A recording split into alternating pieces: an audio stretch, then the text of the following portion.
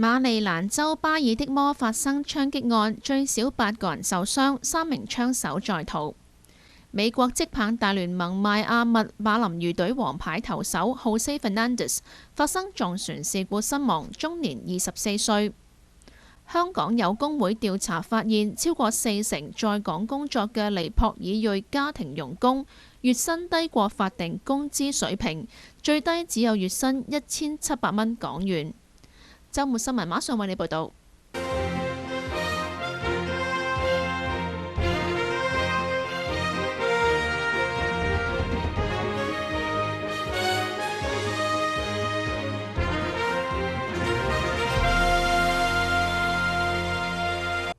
今日係9月25號星期日，歡迎大家收睇7點鐘粵語週末新聞，我係梁慧珊。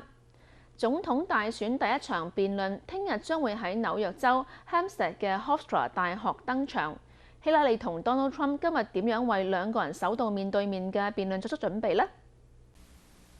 根據華盛頓郵報同 ABC 新聞嘅最新民調顯示，辯論前夕兩位候選人嘅支持率目前不相上下。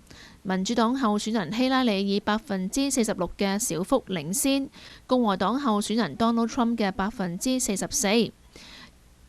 激烈嘅選戰都會令到呢一場辯論會預期將會打破收視紀錄，而史上參加過最多場辯論嘅希拉里今日選擇喺屋企準備。有報道指睇到希拉里喺紐約屋企附近嘅旅館現身，不過希拉里嘅競選陣營不願證實評論佢係唔係喺旅館為辯論作出排演。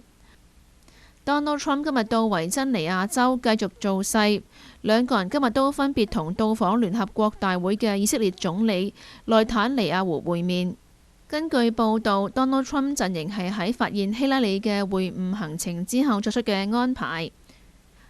Donald Trump 公佈兩個人超過1個鐘頭嘅會談內容同照片，贊成美國對以嘅軍援等。